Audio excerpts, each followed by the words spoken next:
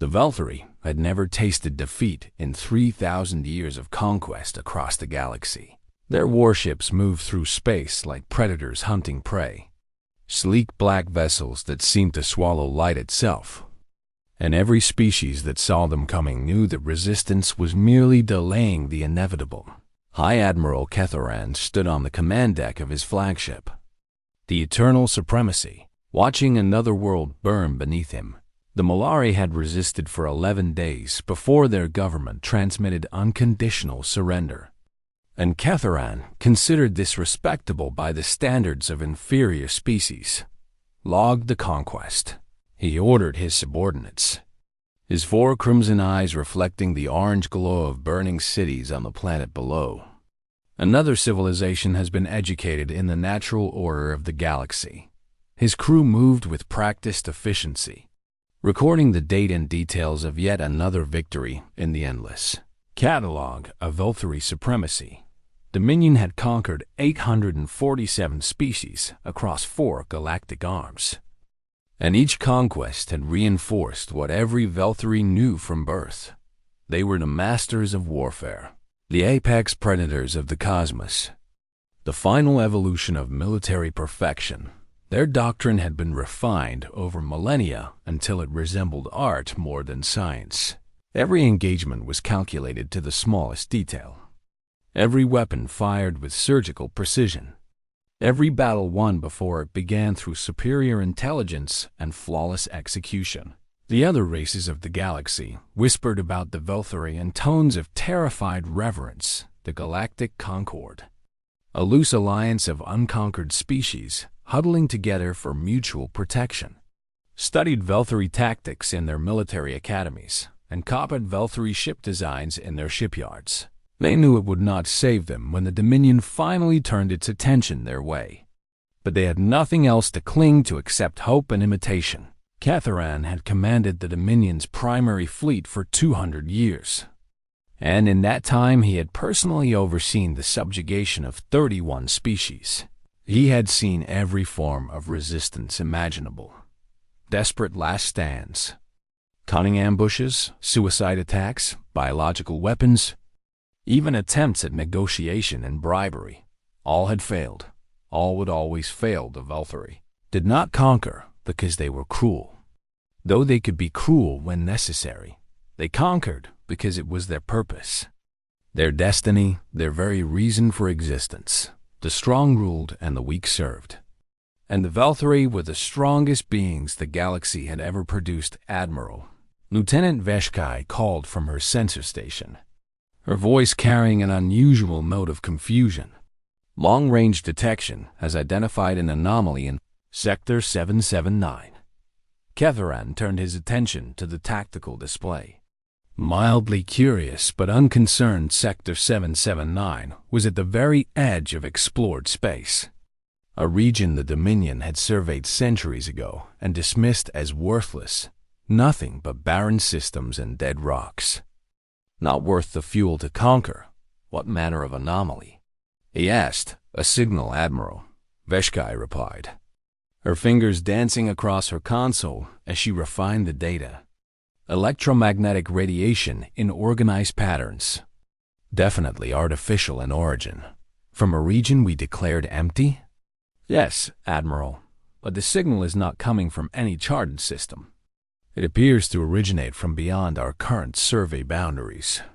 Kethoran felt a flicker of interest pierce his eternal boredom. A new species, undiscovered and uncatalogued, emerging from the void at the galaxy's edge. It had been decades since the Dominion had encountered anything truly new. Can you determine the technological level? He asked. Veshkai studied her readings for a long moment before responding, her tone incredulous. Admiral, if these readings are accurate, the signal is being transmitted via basic electromagnetic radiation. Radio waves and similar primitive methods. Primitive? Extremely so, Admiral. I would estimate their technological development at several thousand years behind Dominion standard. Perhaps more. The officers on the command deck exchanged glances of amusement. A species. still using radio waves for communication, was barely above the Mayver's level of animals banging rocks together. Such beings would fall before the Dominion like grass before a blade. There is something else. Admiral, Veshkai continued, her voice uncertain now. Our long-range sensors have detected a vessel approaching from the direction of the signal. A vessel? Yes, Admiral, but the design is unlike anything in our databases. I am attempting to resolve the image now.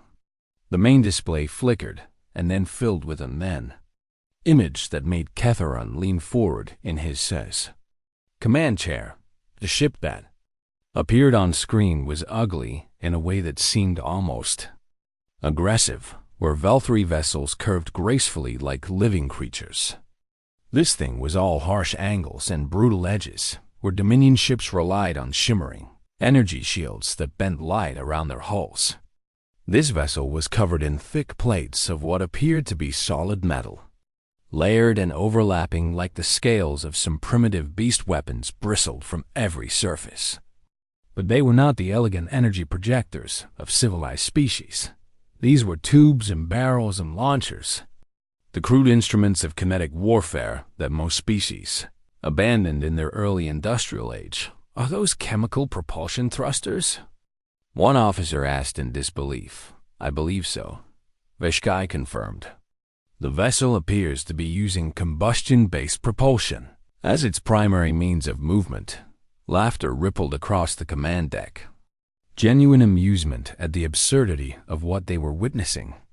They are burning fuel, another officer chuckled. Like cave-dwelling primitives playing with fire. Even Ketharan allowed himself a thin smile at the sight in his 200 years of command. He had never encountered a spacefaring species so technologically backward. Most civilizations achieved faster than light travel before they made contact with the wider galaxy.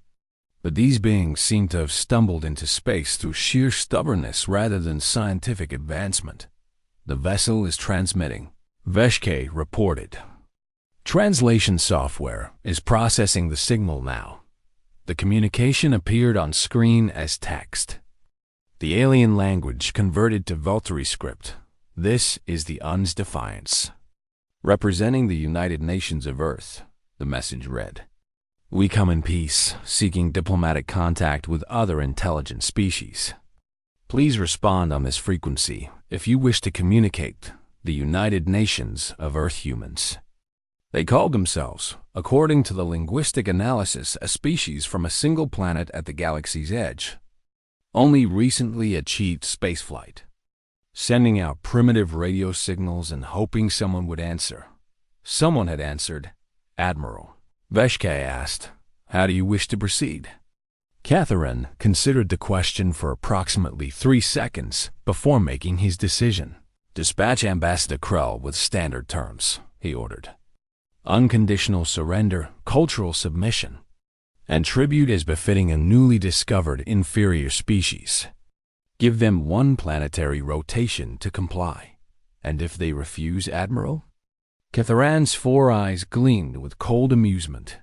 Then we will educate them in the natural order, as we have educated so many others before them. He turned his attention back to the ugly human vessel on his display. Already dismissing it from his thoughts, the humans were irrelevant. A minor curiosity that would soon be another footnote in the endless chronicle of Velthri supremacy. They had no shields, no energy weapons, no technology worth mentioning. They were cavemen who had somehow built a ship. Nothing more. In 3,000 years, the Velthri had never been wrong about such assessments. But High Admiral Ketharan was about to discover that 3,000 years of being right had left the Dominion, utterly unprepared for the one species in the galaxy that did not know how to surrender. Commander Sarah Chun had been in space for 3 years now, and she still felt a thrill every time she looked out at the stars from the bridge of the Defiance. The ship was humanity's first true deep space explorer, built to travel farther than any human vessel had gone before, and Sarah had fought hard for the privilege of commanding her back on Earth. The United Nations Space Agency had debated for years about what to do if they ever encountered alien life. Some politicians wanted to send messages of peace and cooperation, while others argued for caution and silence in the end. They had compromised by building a ship that could do both: carry diplomats if friends were found, or defend itself if enemies appeared. Instead, Sarah had trained for first contact scenarios more times than she could count. But nothing had prepared her for the reality of seeing an alien vessel appear on her sensors. The ship that approached them was beautiful in a terrifying way.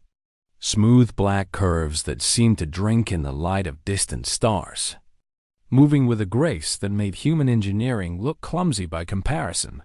"Commander," her sensor officer reported, his voice tight with barely controlled excitement and fear. "The alien vessel is approximately 3 times our size. I am detecting energy signatures that do not match anything in our databases." "Shields?" Sarah asked. "Unknown technology, ma'am. But the energy readings suggest some form of protective barrier surrounding the hull." "Weapons?" "Multiple energy projection systems. I cannot determine their exact capabilities, but the power output is significant." Sarah nodded slowly, processing the information with the calm that had earned her this command. The alien ship outclassed the Defiance in every measurable way, which meant that if this encounter turned hostile, humanity's first contact would also be humanity's last. "Have they responded to our transmission?" she asked. "We are receiving a signal now, Commander. The universal translation software is working on it." The message that appeared on her screen made Sarah's blood run cold. "You have entered space claimed by the Velthary Dominion." The translation read, "Your species is unknown to us, but this is irrelevant. You will surrender unconditionally and submit to Dominion authority. Your planet will provide tribute and labor as determined by Dominion administrators. You have 1 planetary rotation to accept these terms. Refusal will result in the destruction of your vessel and the subsequent subjugation of your homeworld by force." The bridge crew stared at the message in stunned silence. They had traveled across the void hoping to find proof that humanity was not alone in the universe, hoping to meet other intelligent beings who might become friends or trading partners or at least interesting neighbors. Instead, they had found conquerors. "Commander," her first officer said quietly, "what do we do?" Sarah read the message again, feeling something shift inside her chest. Fear was there, certainly. The rational terror of facing an enemy with superior technology and unknown capabilities. But beneath the fear, something else was rising. Something that had been bred into human beings across millions of years of survival against impossible odds. It was the same thing that had driven her ancestors to hunt mammoths with wooden spears, to cross oceans in tiny boats, to fly aircraft made of canvas and wood against enemies who wanted to enslave the world. Was stubbornness it? Was defiance it? Was the simple, fundamental human refusal to submit?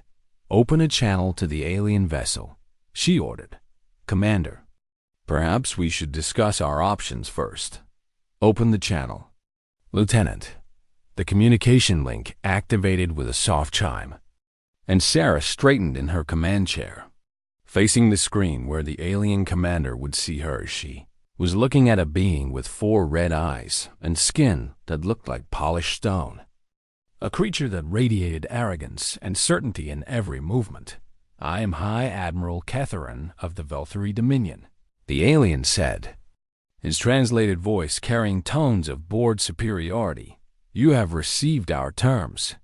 Do your primitive communication systems function well enough for you to understand them?"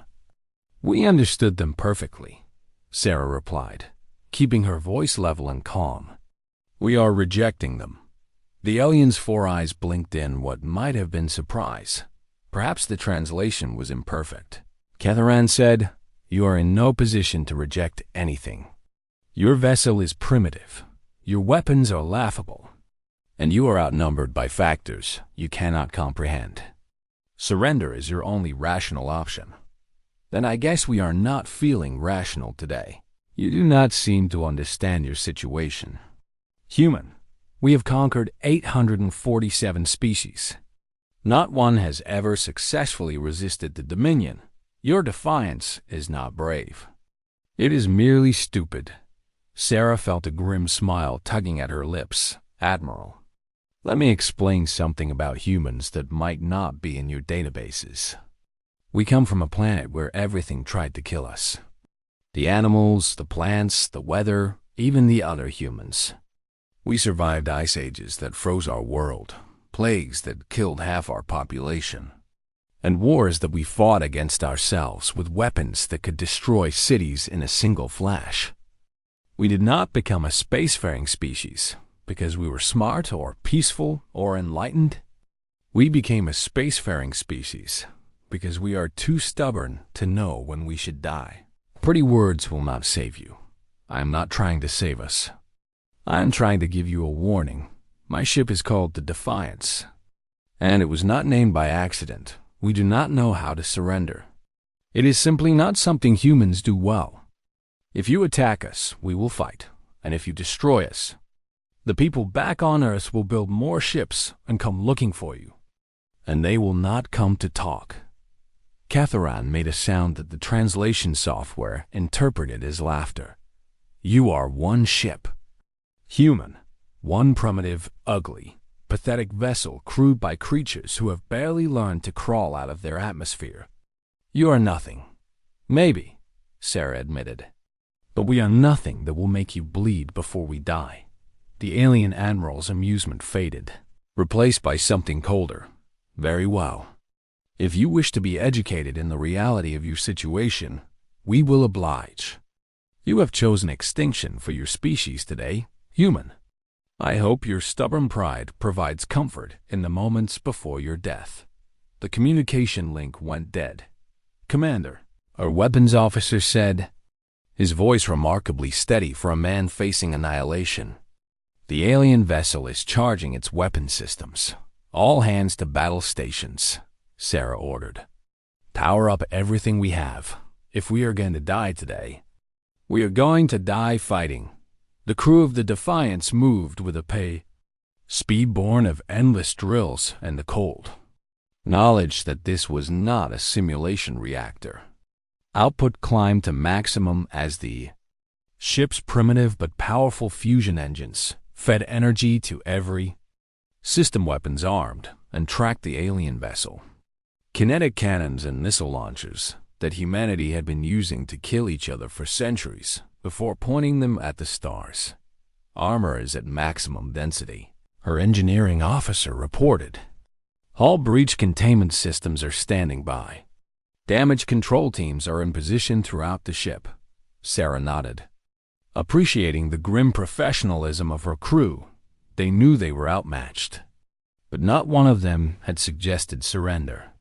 Not one had questioned her decision to fight. They were humans. And humans did not give up. Commander, her sensor officer said, his voice carrying a note of confusion. I am detecting energy buildups on the alien vessel, but suggest weapons discharge is imminent. Understood. All hands brace for impact.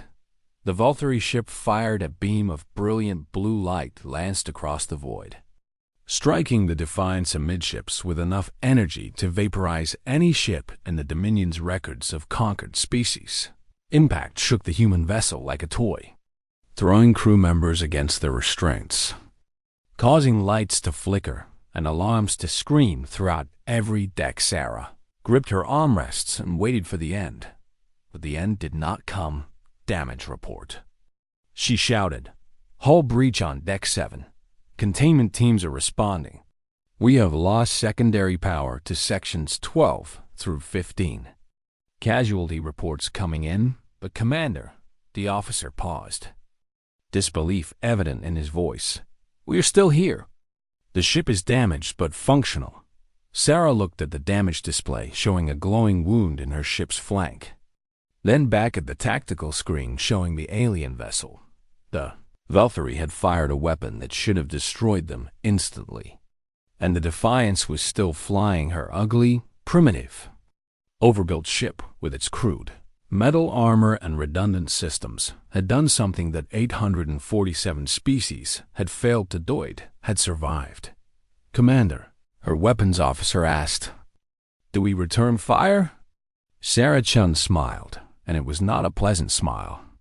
It was the smile of someone who had just realized that the rules of this game might not be what everyone assumed. "Yes," she said, "show them what cavemen can do." High Admiral Ketharan stared at his tactical display in genuine confusion for the first time in his 200-year career. The human ship should not exist anymore.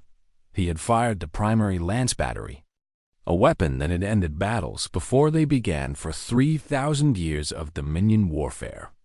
A weapon that converted matter into energy with such efficiency that even the largest enemy vessels typically vanished in a single shot. The human vessel was still there, damaged.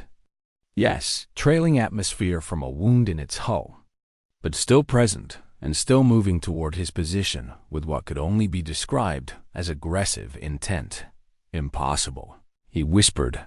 "Admiral," Veshkai reported, her voice carrying an unfamiliar note of uncertainty. "The enemy vessel is launching projectiles.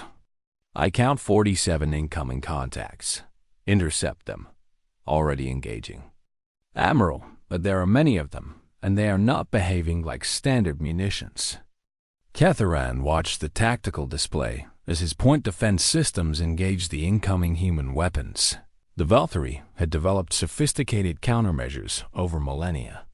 Energy projectors that could destroy incoming missiles with surgical precision. Targeting systems that could track and eliminate dozens of threats simultaneously. Against civilized weapons, these defenses were nearly perfect, but the humans were not firing civilized weapons. The projectiles were primitive kinetic kill vehicles. Chunks of metal accelerated by chemical explosives or electromagnetic launchers. No sophisticated guidance systems, no energy signatures to track. Just mass moving very fast in very large numbers. The point defense systems destroyed many of them, but not all. The first impacts struck the eternal supremacy like hammer blows. Physical force slamming against shields designed to disperse energy attacks. Shield integrity at 92%. An officer reported, "From physical projectiles?" Ketharan demanded, "They are firing in continuous volleys, Admiral. The cumulative kinetic energy is stressing our shield harmonics in ways the system was not designed to handle." Another wave of human weapons arrived. And then another, and then another. The primitives were not firing with precision. They were filling the space between the two ships with metal and explosives, saturating the void with destruction in quantities that seemed wasteful and desperate and somehow terrifying. Shield integrity at 84%. Return fire. Destroy that ship. The eternal supremacy unleashed its full arsenal. Beam weapons and plasma projectors and gravitic distortion. Cannons that had shattered the fleets of 100 conquered species.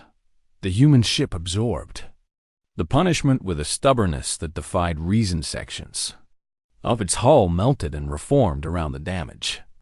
Ugly metal plates buckling and warping, but somehow maintaining structural integrity. Atmosphere vented from multiple breaches. And Ketharan expected to see the crew succumb to vacuum exposure. But instead, the humans simply sealed the damaged sections and continued fighting. "Admiral," Veshkai said, her voice now carrying what could only be described as fear. "Their crew is still operational, despite radiation exposure that should have killed them multiple times over. That is impossible. No biological organism can. They are still firing, Admiral." The human weapons kept coming. Not elegant precision strikes, but a continuous storm of destruction that hammered against Valthra shields with mindless persistence. Ketharan had studied warfare his entire life, and he had never seen anything like this. The humans fought like they did not care about survival, like they did not understand the concept of acceptable losses, like death was merely an inconvenience to be ignored rather than a consequence to be avoided. Shield integrity at 71%. Concentrate all weapons on their engine section. Cripple their mobility. The Valkyrie gunners obeyed, focusing their fire on the human ship's primitive propulsion systems. The engines exploded in a satisfying burst of flame and debris. But even this did not stop the humans maneuvering thrusters fired along the vessel's hull, keeping the ship oriented toward the eternal supremacy. And the weapons continued their relentless barrage. Admiral, they are adjusting their trajectory. They appear to be attempting to close distance with us. They are coming closer? Their engines are destroyed. They should be trying to retreat. They are not retreating, Admiral. They are accelerating toward us using secondary systems. I believe they intend to engage at point-blank range. A voice crackled over the communication system. The human commander speaking, despite the chaos that must be consuming her vessel. You are fighting the way war should be, she said. Her tone calm and measured despite the circumstances. Clean and efficient and elegant. It is almost beautiful to watch. You are dying, Catharan snarled back. Your ship is falling apart around you. Yes, it probably is, but we are still here. And we are still shooting. You see, Admiral, you fight the way war should be, but we fight the way war actually is. What does that even mean? It means we do not stop. It means we do not give up. It means we will crawl through fire and radiation and vacuum to put one more bullet into your hull. It means that every human on this ship has already accepted death and decided to make it cost you something. Shield integrity at 63%. Catharan could not believe what he was witnessing. The human ship was a ruin, half its hull breached. Atmosphere streaming from wounds that should have killed every living thing aboard. Sections literally burning with chemical fires that the humans somehow allowed to exist within their vessel. And still, the weapons fired. And still the humans came closer. This is insanity. Vashkai whispered, "No." Catharan replied slowly, a horrible realization dawning in his mind. This is something else entirely. These creatures do not fight like civilized beings. They fight like cornered animals. They fight like something that has never known safety or security or peace. Shield integrity at 58%. Admiral, if this continues, I know. The forward shields of the eternal supremacy flickered and died under the continuous kinetic bombardment. Not from a single devastating strike, but from 10,000 smaller impacts that had slowly ground down the defensive systems through sheer, persistent violence for the first time in 3,000 years. A Valkyrie warship was vulnerable for the first time in his career. High Admiral Catharan gave an order that no Valkyrie commander had ever given all ships. Tactical withdrawal, disengage from the enemy, and reform at Rally Point 7. Admiral? Vashkai asked, her four eyes wide with shock. You heard me. We are leaving, but they are one ship. They are primitive.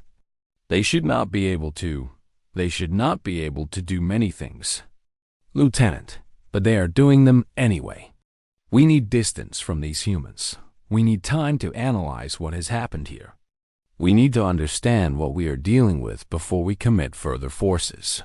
The eternal supremacy turned away from the burning human vessel, its engines flaring as it fled from a battle it should have won in seconds behind them.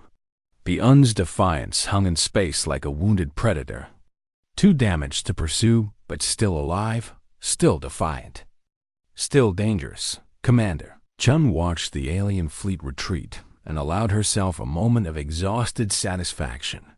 Damage report. She ordered extensive, her first officer replied. We have lost 40% of the crew. Most systems are operating on backup power. The hull is compromised in 17 locations, and we are venting atmosphere faster than life support can compensate. Can we make it home? Maybe. If we start now and nothing else goes wrong, then take us home. We have a message to deliver. What message is that, Commander? Sarah Chun looked at the retreating alien ships and thought about what Earth would need to do next. They had won this battle. Barely, but the war was just beginning. The message is simple, she said. We found someone out there, and they are not friendly. Tell Earth to start building more ships. Tell them to build weapons. Tell them that humanity has enemies now, and we are going to need every advantage we can create. Do you think they will listen? They will listen. Humans are good at many things. But the thing we are best at is preparing for war. We have been practicing on each other for thousands of years. The Defiance limped toward home, carrying news that would change human civilization forever. The galaxy was not empty, and it was not peaceful, but humanity had just proven that they could bleed the conquerors, that the masters of war were not invincible, that one ugly ship with a stubborn crew could do what 847 species had failed to do. They had made the Valkyrie run, and somewhere in the void, High Admiral Ketharan was beginning to understand that his Dominion had just encountered something genuinely new and genuinely terrifying. Not a species to be conquered, a species that might just conquer back. High Admiral Ketharan sat alone in his private chambers aboard the Eternal Supremacy, surrounded by holographic displays filled with data about the human species. He had not slept in 6 days. Sleep was a luxury he could not afford. Not when every piece of information his intelligence officers gathered about the humans added new dimensions to his growing horror. Retreat from the battle had been humiliating, the first tactical withdrawal in Valkyrie history. And Ketharan knew that questions were being asked in the Dominion's highest councils. How had one primitive ship survived weapons that had destroyed civilizations? How had crude kinetic projectiles overwhelmed shields designed by the greatest engineers in galactic history? How had biological beings continued fighting under conditions that should have killed them instantly? Ketharan had demanded answers, and his intelligence division had scoured every fragment of data they could gather about Earth and its inhabitants. The answers they found had kept him awake ever since. Play the summary. Again, he ordered his computer system. Holographic display shifted, showing images and data compiled from intercepted human communications. Historical records extracted from the primitive databases they broadcasted into space, and analysis performed by the Dominion's best xenanthropologists. Human civilization originated approximately 10,000 years ago on a planet in the outer spiral arm. The computer began. The species evolved on a world characterized by extreme environmental diversity and frequent catastrophic events, including volcanic eruptions, seismic activity, dramatic climate shifts, and biological plague events. Continue. The human species did not achieve planetary unity before developing spaceflight technology. Instead, they remained divided into competing nation-states that engaged in continuous armed conflict throughout their recorded history. Ketharan had initially dismissed this as expected primitive behavior, but as the data continued, his perspective changed.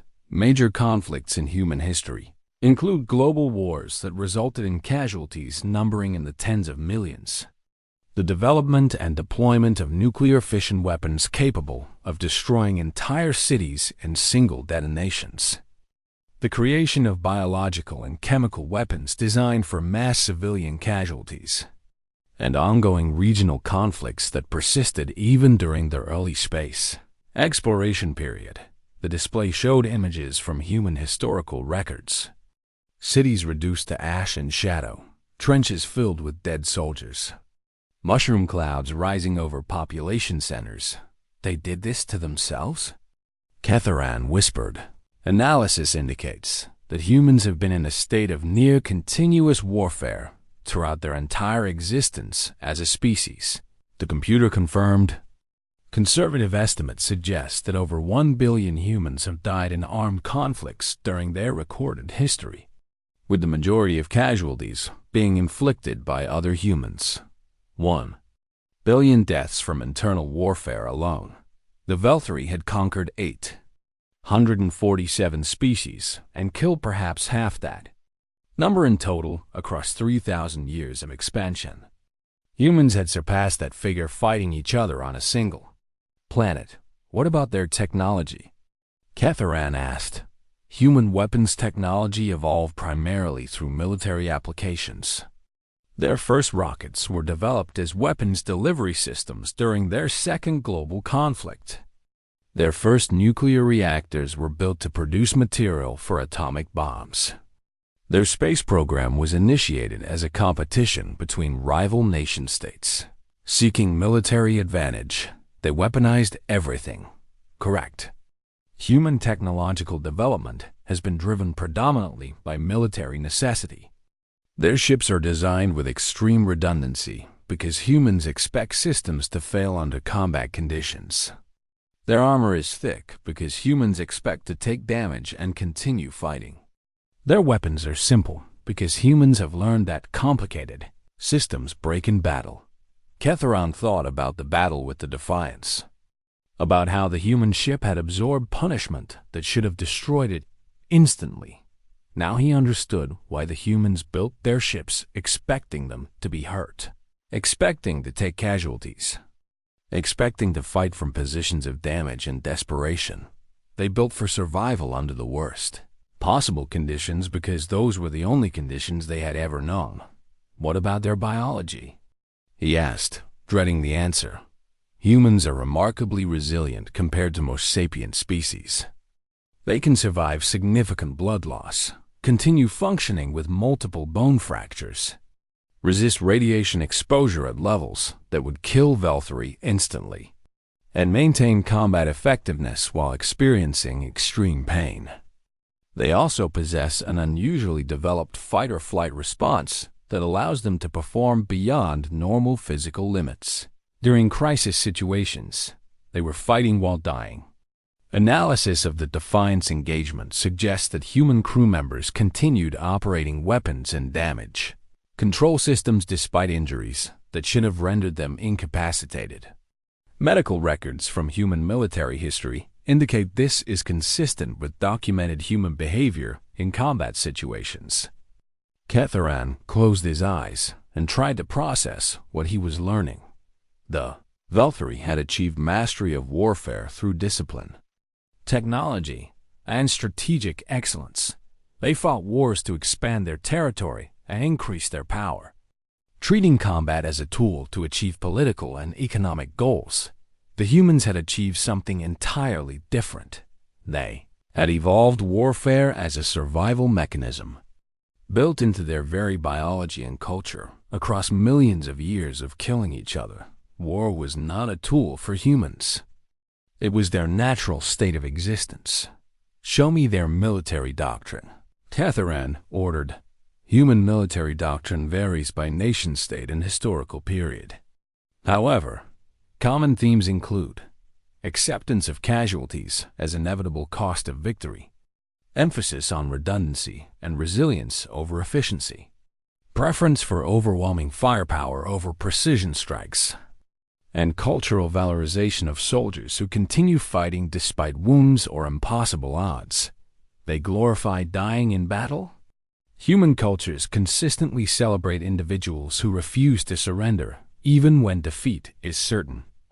Historical records contain numerous examples of small human forces engaging vastly superior enemies and fighting to the last individual. These events are commemorated as heroic rather than wasteful. Ketharan remembered what Commander Chan had said during the battle. We do not know how to surrender. He had thought it was bravado, the empty defiance of a primitive facing destruction. Now he realized it was simply the truth. Humans had spent their entire existence fighting enemies that should have killed them.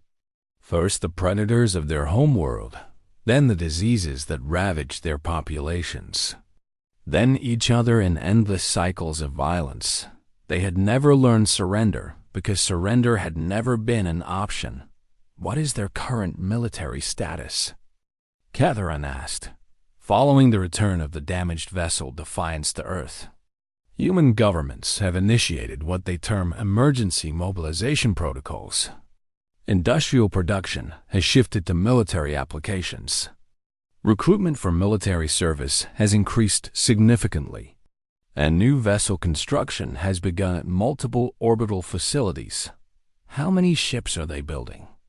Current estimates suggest that humans will have completed approximately 50 combat-capable vessels within 300 days, with production rates increasing as additional facilities come online. 50 ships in less than a year? Human industrial capacity, when focused on military production, has historically exceeded normal output by factors of 5 to 10. During their second global conflict, one human nation-state produced over 300,000 aircraft in less than 5 years. 300,000 aircraft. The entire Valkyrie fleet consisted of perhaps 12,000 ships, built and maintained over centuries of careful resource allocation. The humans could apparently build military hardware like some species breathed. One more thing. Admiral, the computer added. Human communications intercepts have revealed a phrase being repeated across their military channels. What phrase? The fleet is coming. Ketharan stared at the holographic display showing the small blue planet at the galaxy's edge, home to 8 billion humans who had just learned that the universe contained enemies. 8 billion humans, who were now building weapons. 8 billion humans, who had spent 10,000 years practicing war on each other and were now ready to practice it on someone else. Contact the Dominion High Council, Ketharan ordered. Tell them we have a problem. Tell them the humans are not like the other species we have conquered. Tell them that for the first time in our history, we may have found an enemy we cannot defeat. What if the Council does not believe you, Admiral? Ketharan looked at the data one more time, at the images of human wars and human weapons and human soldiers who fought until death and then kept fighting. Then tell them to look at what one of their ships did to us, he said, and ask them to imagine what their fleet will do. The message was sent, and across the Dominion, the masters of war began to realize that mastery might not mean what they had always assumed somewhere in the darkness of space, moving slowly toward Valkyrie territory. The first human warships were beginning their journey. The fleet was coming, and nothing in 3,000 years of Valkyrie history had prepared them for what was about to arrive. 6 months after the battle that changed everything, the human fleet arrived at the edge of Valkyrie space. High Admiral Ketharan stood on the command deck of the Eternal Supremacy, watching his tactical display fill with contacts that should not have existed. 312 human warships emerged from faster-than-light travel, a fleet built in half a year by a species that had barely reached space a generation ago. The vessels were not elegant. They were not refined. They were not beautiful by any standard the Valkyrie would recognize. They were weapons given form and purpose, bristling with guns and armor and the promise of violence. How? Veshkai whispered beside him. How did they build so many so quickly? Ketharan had studied the intelligence reports. He understood the answer, even if he could not truly comprehend it. When humanity learned that hostile aliens existed, they had not debated or negotiated or sought diplomatic solutions. They had done what humans always did when faced with existential threat.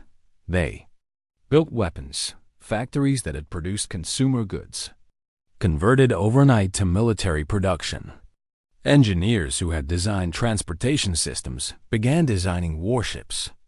Civilians with no military experience volunteered by the millions to crew the vessels that would defend their world. The human species had gone from peacetime to total war mobilization in less than a month, driven by the same survival instinct that had carried them through ice ages and plagues and the endless wars they fought against themselves. Admiral, a communications officer reported, "We are receiving a transmission from the human flagship. Display it." The screen flickered to life, showing a face that Ketharan recognized, Commander Sarah Chun, though her uniform now bore the insignia of Admiral, survivor of the first battle. Hero of humanity's first interstellar war, she looked tired, the exhaustion of months of preparation visible in the lines around her eyes. But beneath the fatigue was something harder and more dangerous.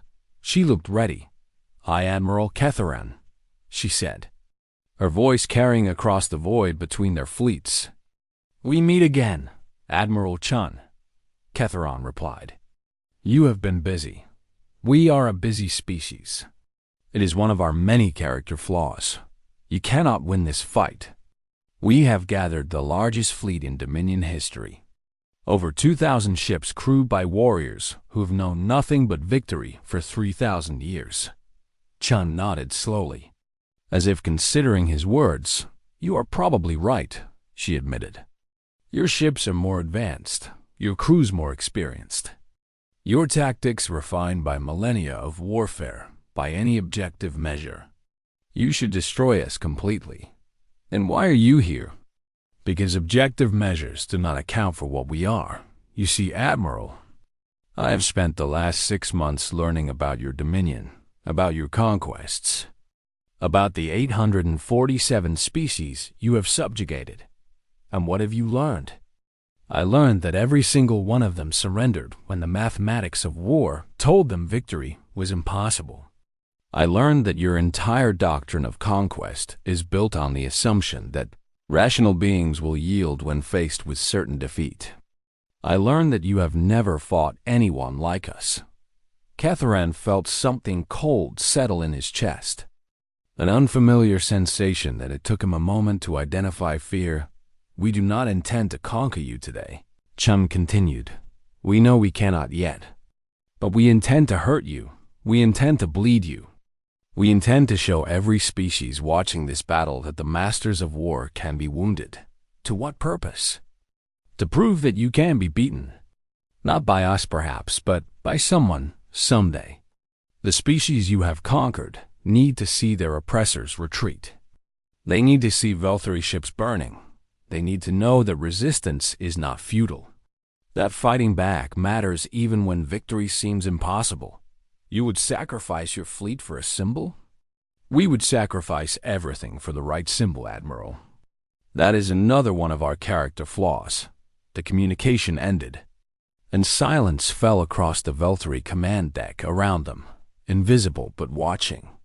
The ships of the Galactic Concord had gathered at a safe distance. The conquered species, the subjugated civilizations, the races that had lived in fear of the Dominion for generations, were all watching to see what would happen when the masters of war faced their first true challenge. "Admiral," Veshkai asked quietly, "what are your orders?" Ketharan looked at the tactical display, at the 300 human ships facing his 2,000. At the impossible mathematics of what was about to happen.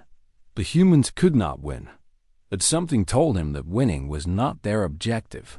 "All ships," he ordered, "engage the enemy." The two fleets moved toward each other, and what followed was not a battle in any conventional sense. It was something older and more primal. Violence stripped of strategy and reduced to its most fundamental expression. The human ships charged directly at the Valkyrie formation, not maneuvering for tactical advantage, not seeking to minimize their casualties, simply closing the distance as quickly as possible. The Dominion's weapons fired with devastating precision, destroying human vessels by the dozens. Each hit a masterwork of military efficiency, but the humans did not stop. They absorbed losses that would have broken any other fleet and kept coming, kept firing, kept fighting even as their ships burned around them, and when Valkyrie shields failed under the endless kinetic bombardment, when Dominion hulls buckled under the sheer volume of human weapons, the psychological effect rippled through both fleets. The conquered species, watching from a distance, saw something they had been told was impossible. Valkyrie ships dying not in ones and twos, but in scores, destroyed by primitive weapons wielded by creatures who refused to acknowledge defeat. The battle lasted 4 hours. When it ended, the human fleet had been reduced to 63 operational vessels, their crews exhausted and their ships barely functional. The Velthari had lost over 400 ships, more than they had lost in the previous 500 years combined.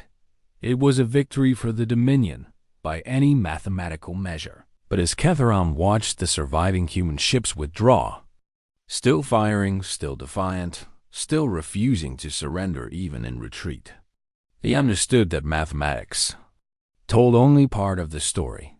The Galactic Concord had seen the masters of war bleed the conquered species had witnessed Velthari ships burn, and somewhere in the vast civilization of subjugated races, the first whispers of rebellion were already beginning. "Admiral," Veshkai reported, her voice subdued. "The human flagship is transmitting one final message. Let me hear it." Admiral Chun's voice filled the command deck, tired but triumphant. "You won today." "Hi, Admiral. Congratulations, but look around you. Look at the species watching from the shadows. Look at the slaves and the conquered peoples and the civilizations you have crushed. They saw what happened here. They saw that your shields can fail, that your ships can burn, that your warriors can die. That is what we came to show them. That is our victory. You lost 250 ships, and we would lose 250 more to do it again. We would lose everything to light this fire. Do you understand what you are facing now, Admiral? Not just humans, but hope. Every conquered species now knows that the Velthari can be hurt, and beings who have been given hope will do remarkable things. You think they will rebel? I think you should watch your borders very carefully in the coming years. I think you should wonder what happens when the races you have oppressed realize they do not have to accept their chains. I think you should understand that the war you started with us has already spread far beyond anything your Dominion can control." The transmission ended. In the months that followed, Admiral Chun's prediction proved accurate. Rebellions broke out across Velthari space, small at first, but growing as news of the human battle spread from system to system. The conquered species, so long submissive, began to remember that they too had once been warriors, that they too had once fought for their freedom.